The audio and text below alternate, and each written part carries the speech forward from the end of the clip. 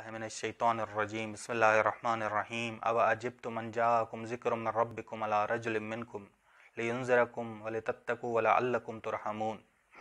توفیق پروردگار سے سورہ اعراف کا ترجمہ اور تفسیر جاری تھی۔ آیت نمبر 63 سے لے کے 65 تک ہم ترجمہ اور تفسیر کریں گے۔ اواعجبتم ان جاءکم ذکر من ربکم، کیا تم تعجب کرتے ہو؟ تعجب یعنی انکار کرتے ہو، تعجب استبعادی، بعید شمار کرنا، انکار کرنا۔ کیا تم تعجب کرتے ہو کہ تمہارے پاس ذکر آیا، نبوت جناب نوح میری نبوت آئی تمہارے پاس تمہارے رب کی جانب سے، یا کتاب آئی، اللہ کی کتاب آئی جو میں لے آیا ہوں۔ بس کتاب بھی تو نبوت کے لیے معجزہ ہے، وہ نبوت کے لیے معجزہ ہوتی ہے، تو کوئی مشکل نہیں ہے کہ تمہارے پاس ذکر آیا تمہارے رب کی طرف سے، نبوت یا کتاب، علی رجل منکم، جو تمہاری طرح کا ایک انسان ہے، ہم جنس انسان ہے، وہ لے کر آیا ہے۔ لیکن فرق یہ ہے کہ وہ خدا سے ہدایت یافتہ ہے، خدا سے اس نے ہدایت پائی ہے۔ لینذرکم، تاکہ وہ تمہیں خبردار کرے، اور بس ذکر لانے کا، کتاب لانے کا، نبوت کا مقصد کیا ہے کہ تم متقی بنو۔ خدا واحد کی عبادت کا مقصد بھی متقی بننا ہے، آگے ہم بیان کریں گے۔ لعلکم ترحمون، تاکہ تم شامل رحمت قرار پاؤ۔ بس جاہل معاشرہ، بت پرست معاشرہ پہلے انذار کے قابل ہوتا ہے، نہ کہ بشارت کے۔ بس جناب نوح علیہ السلام نے کہا تمہاری مشکل کیا ہے کہ تم تعجب کرتے ہو ایک انسان رسول کیوں ہے، یہ کیوں تعجب کرتے ہو اس پہ کہ ایک انسان رسول ہے، اس پہ تعجب کیوں کر رہے ہو؟ تعجب یعنی انکار۔ ذکر سے مراد نبوت جناب نوح علیہ السلام ہے یا کتاب نوح علیہ السلام۔ بس انسان دو طرح سے غیب حاصل کر سکتا ہے، یا تو انبیاء سے تعلیم حاصل کرے، یا خود اس مقام تک پہنچے کہ غیبی آسمان تک پہنچے، خود اس پہ فرشتے نازل ہوں۔ اب یہ خود تو قابل نہیں تھے کہ غیبی آسمان تک پہنچے، بس تمہیں ایک نبی سے علم حاصل کرنا پڑے گا، اور وہ نبی اللہ سے تعلیم یافتہ ہے، اللہ سے تعلیم یافتہ ہے۔ بہت سارے پہلے مرحلے میں انذار سے ہدایت پاتے ہیں، پھر آہستہ آہستہ بشارت کے قابل بنتے ہیں، پھر جنت اللقاء ان کے لیے لذت والی اور شیرین بنتی ہے۔ دیکھیں، اواعجبتم، کیا تم تعجب کرتے ہو، یعنی انکار کرتے ہو۔ تعجب اس لیے کہ انکار کریں کہ تمہارے پاس ذکر تمہارے رب کی جانب سے آیا ہے، اور تمہارا ہم جنس انسان لے کر آیا ہے، تمہاری طرح انسان ہے لیکن اس پہ وحی ہوتی ہے، وہ اللہ سے تعلیم یافتہ ہے۔ فرق یہ ہے تمہارا اور اس کا، وہ غیبی آسمان تک پہنچا ہوا ہے، غیبی آسمان تک پہنچا ہوا۔ لینذرکم، بس جاہل معاشرہ ہے، بت پرست معاشرہ ہے، بس پہلے انذار کریں تاکہ وہ تمہیں خبردار کرے۔ ہدف ولتتقوا، تاکہ متقی بنو، یہ ہدف ہے تمہارا۔ لعلکم ترحمون، تاکہ تم شامل رحمت قرار پاؤ، یعنی کیا، تم بشارت کے قابل بن جاؤ، جنت اللقاء تمہارے لیے لذت اور شیرین بن جائے، جنت اللقاء تمہارے لیے ہدف ہو جائے۔ فکذبوہ، پس انہوں نے جھٹلا دیا، ان کی قوم نے انہیں جھٹلا دیا۔ فانجیناہ والذین معہ فی الفلک، پس ہم نے نجات دی جناب نوح کو بھی اور ان لوگوں کو جو اس کے ساتھ تھے، فی الفلک کشتی میں۔ اغرقنا الذین کذبوا، اور ہم نے غرق کر دیا ان لوگوں کو جنہوں نے جناب نوح کی نبوت کو، کتاب کو جھٹلایا، بے آیاتنا، جنہوں نے جھٹلایا ہماری آیات کو۔ آیت سے مراد نبوت جناب نوح ہے، کتاب ہے، معجزے ہیں۔ انہم کانوا قوما عمین، بے شک یہ اندھی قوم تھی۔ امین یعنی بے بصیرت۔ جناب نوح علیہ السلام کو جھٹلایا انہوں نے، کیا کہا؟ رؤیت قلبی مراد۔ پہلے اگر یاد ہے آپ کو آیت نمبر 60 میں، انا لنراک فی ضلال مبین، بے شک ہم آپ کو واضح گمراہی میں، یعنی ہمارا دل فتویٰ دیتا ہے کہ آپ پیغمبر نہیں ہو، ہمارا دل فتویٰ دیتا ہے، نرا کا ہی نہیں، رؤیت قلبی، ہمارا دل فتویٰ دیتا ہے کہ آپ پیغمبر نہیں ہو۔ اللہ تعالیٰ نے کہا آپ یعنی گمراہی میں ہو، پیغمبر نہیں ہو۔ اللہ تعالیٰ نے کہا انہم کانوا قوما عمین، بے شک یہ اندھی قوم، تم سب اندھے ہو۔ اندھا رائے نہیں دے سکتا، اندھا رائے نہیں دے سکتا، بس ایک امیہ ہے، ایک اعمیٰ ہے۔ اعمیٰ ظاہری اندھے کو کہا جاتا ہے، اعمیٰ ایک امیہ ہے۔ امین جمع ہے امیہ کی، امیہ بے بصیرت کو کہا جاتا ہے۔ بس اعمیٰ یعنی وہ شخص جس کی ظاہری بینائی نہیں، امیہ وہ شخص جس کی بصیرت نہیں ہے۔ بس بے بصیرت انسان فتوے نہیں دیتا، بے بصیرت انسان اپنی رائے نہیں دیتا، با بصیرت رائے دیتا ہے۔ تم بے بصیرت لوگ ہو، بس قرآن نے کہا وَلَٰكِن تَعْمَى الْقُلُوبُ الَّتِي فِي الصُّدُورِ۔ بے بصیرت کب بنتا ہے؟ جب دل اندھے ہو جائیں، جو سینوں میں ہیں، جو دل اندھے ہو جائیں۔ بس ظاہری اندھا نہیں بتا سکتا کہ سامنے والے کا دایاں ہاتھ کہاں ہے، اور کون سا بائیں ہاتھ ہے۔ باطنی اندھا رائے نہیں دے سکتا کہ حق کون سا ہے، باطل کون سا ہے، یہ صحیح ہے یا غلط ہے، یہ صحیح ہے یا غلط ہے۔ بس جناب نوح علیہ السلام نے کہا کہ خدا کہہ رہا ہے کہ تم باطنی اندھے ہو، بے بصیرت ہو، تم رائے نہیں دے سکتے کہ میں گمراہی میں ہوں، گمراہی میں ہوں۔ بس باطنی اندھا رائے دینے کا حق نہیں رکھتا پیغمبر کے بارے میں۔ بس ان کے غرق ہونے کی وجہ کیا تھی؟ بصیرت کا نہ ہونا، بصیرت کا نہ ہونا۔ قلبی طور پہ اندھا زمین پر ہو تو فساد کرتا ہے، تبھی خدا اس پہ عذاب ڈالتا ہے، غرق کرتا ہے اسے۔ بس قلبی طور پہ جو اندھا ہے وہ فساد کرتا ہے، تبھی خدا کا عذاب اس پہ نازل ہوتا ہے۔ سورہ نوح کی آیت نمبر 25 میں اغرقوا، انہیں غرق کیا گیا۔ اب جب غرق ہوئے تو گئے کہاں؟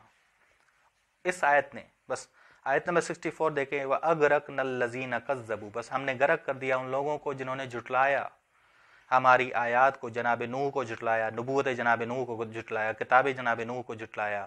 سورہ نوح کی آیت نمبر 25 نے کہا اغرقوا، انہیں غرق کیا گیا، فَأُدْخِلُوا نَارًا، ہوئے پانی میں غرق لیکن داخل جہنم میں ہوئے۔ یہ کون سا جہنم؟ یہ برزخی، برزخی۔ بس معلوم ہوتا ہے کہ ظاہری طور پہ وہ پانی میں غرق ہوئے، لیکن برزخی طور پہ اس میں آگ موجود تھی، اس میں آگ موجود تھی، وہ آگ میں گرے، وہ آگ میں گرے۔ بس وہ غرق ہوئے، جہنم کی آتش میں گئے۔ بس یہ وہ آگ نہیں ہے جو لکڑی سے جلی ہے، یہ وہ آگ ہے جو اللہ کے غضب سے جلی ہے، ان کے بدعمالیوں کی وجہ سے جلی۔ بس یہ آگ وہ والی نہیں ہے جو لکڑی سے جلی ہے، یہ وہ آگ ہے جو برزخی ہے، جو اللہ کے غضب سے جلی ہے۔ بس غرق ہوئے، گئے کہاں؟ سورہ نوح کی آیت نمبر 25 بتا رہی ہے اغرقوا فادخلوا نارا، غرق ہو گئے اور داخل کہاں ہوئے؟ جہنم کی آگ، برزخی آگ میں۔ یہ آگ جو اللہ کے غضب سے جلی ہے، نہ کہ لکڑی والی آگ۔ ٹھیک، نبی جو بصیرت دینے آیا ہے اس کا انکار تم کر رہے ہو۔ کون؟ جو قلبی طور پہ اندھا ہے، جو قلبی طور پہ اندھا ہے۔ جناب نوح خود صراط مستقیم دنیا میں، یہ مجاز نہیں ہے۔ جیسے رسول خدا نے کہا کہ میرے اہل بیت کی مثال سفینۃ النجات کی جیسی ہے، کشتی نجات جیسی ہے۔ یہ تشبیہ نہیں ہے، حقیقت ہے کہ یہ حضرات کشتی نجات ہیں۔ جناب نوح نے کہا میں خود راہ ہوں، راہ گم نہیں ہوتی، راہ پر چلنے والا گم ہوتا ہے۔ تم بے بصیرت ہو، تم گم ہو چکے ہو، راہ ہوں میں صراط مستقیم ہوں، میں گم نہیں ہوا، میں گم نہیں ہوا، میں رسول من رب العالمین ہوں۔ رسول اللہ صراط اللہ ہے، اللہ کا راستہ ہے۔ بس میرے راستے پہ اگر تم چلو گے صاحب بصیرت ہو، صاحب بصیرت نہیں ہو تو میرے بارے میں رائے نہ دو۔ تمہاری رائے کس اندھے کی رائے قابل قبول نہیں ہے، بے بصیرت کی رائے قابل قبول نہیں ہے۔ ٹھیک، وَإِلَىٰ عَادٍ أَخَاهُمْ هُودًا، اور ہم نے بھیجا قوم عاد کی جانب ان کے بھائی ہود کو، قَالَ يَا قَوْمِ اعْبُدُوا اللَّهَ، اس نے کہا اے میری قوم اللہ کی عبادت کرو، اللہ واحد کی عبادت کرو، مَا لَكُم مِنْ إِلَٰهٍ غَيْرُهُ، تمہارے لیے نہیں ہے کوئی معبود اللہ کے علاوہ، افلا تتقون، تو کیوں تم سب تقوی اختیار نہیں کرتے۔ بس وَإِلَىٰ عَادٍ أَخَاهُمْ لَقَدْ أَرْسَلْنَا، ہم نے بھیجا، کیونکہ پہلے آیت میں ذکر ہوا ہے لَقَدْ أَرْسَلْنَا، بس ہم نے بھیجا نوح کو اس کی قوم کی طرف، یہاں بھی اسی طرح ہی قوم عاد کی طرف ان کے بھائی ہود کو بھیجا۔ جناب ہود کا قصہ تفصیلی طور پہ سورہ ہود میں آیا ہے، سورہ آراف میں تھوڑا سا قصہ ذکر ہوا ہے۔ پہلا مطلب، دوسرا مطلب، قوم عاد جناب نوح علیہ السلام کی قوم کے بعد والی قوم ہے۔ قال یا قوم، بس نبی نے جناب ہود نے کیا کہا؟ یا قوم، یا ایھا الناس نہیں کہا۔ بس نبی مانوی والد ہے، مانوی والد ہے، قوم سے محبت رکھتا ہے، قوم سے محبت رکھتا ہے تاکہ حق کی طرف لے جائے، لیکن قوم نافرمان تھی، قوم نافرمان تھی، مشرک تھی۔ ٹھیک، اللہ فطرت پذیر ہے، دل پذیر ہے اللہ کی وحدانیت، اللہ کی وحدانیت۔ بس کہا کہ اللہ واحد کی عبادت کرو، توحید پرست بنو، اس کے غیر کی عبادت نہ کرو۔ بس وحدانیت، اللہ کی وحدانیت فطرت پذیر ہے، دل پذیر ہے۔ سب انبیاء نے کہا لا الہ الا اللہ، سب نے، یعنی تمہاری عبادتوں، احکامات، معاملات، اخلاق میں لا الہ الا اللہ ہونا چاہیے، لا الہ الا اللہ ہونا چاہیے۔ بس آخر میں کیا کہا؟ یا قوم عبد اللہ، اے میری قوم اللہ واحد کی عبادت کرو. اور کیوں تم سب تک متقی نہیں بنتے؟ بس اللہ واحد کی عبادت کہاں تک پہنچائے؟ متقی بنائے. بس اللہ واحد کی عبادت سے تقوی، ہدف کیا ہے؟ تقوی تک پہنچنا، تقوی تک پہنچنا. بس اللہ واحد کی عبادت کرو تاکہ تم متقی بنو. سورہ بقرہ میں ہے کہ یا ایھا الناس اعبدوا ربکم، اے لوگو اپنے رب کی عبادت کرو، لعلکم تتقون، تاکہ تم متقی بنو. بس تقوی اللہ واحد کی عبادت کے بغیر میسر نہیں. سب سے پہلے موحد بنو، سب سے پہلے اللہ واحد کی عبادت کرو، اس کے بعد متقی بنو گے.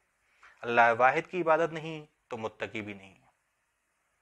بس جناب ہود نے اہم ترین پیغام کیا دیا؟ اللہ واحد کی عبادت کرو تاکہ تم کیا بنو؟ متقی بنو. مشرک بنو گے تو متقی نہیں بنو گے، شرک کرو گے تو تم متقی نہیں کہلاؤ گے. اور نجات کس کے لیے؟ متقی کے لیے، متقی کے لیے. بس یہ الی عاد اخاہم، ہم نے قوم عاد کی طرف ان کے بھائی. بس یہ بھائی کون سا ہے؟ قومی بھائی، قبیلائی بھائی، قبیلائی بھائی، قومی بھائی، نہ کہ نسبی بھائی.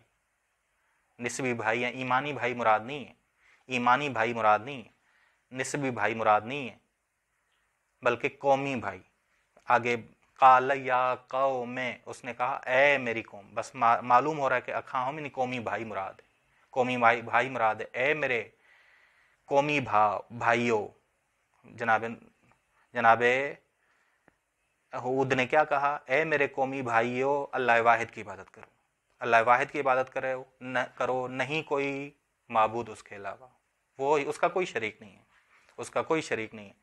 شرک برہان پذیر نہیں ہے، دلیل پذیر نہیں ہے. افلا تتقون، خدا واحد کی عبادت کرو گے تو متقی بنو گے، تمہارے اعمال قبول ہوں گے، تمہاری عبادتیں قبول ہوں گی، تمہارے اخلاق قبول ہوں گے.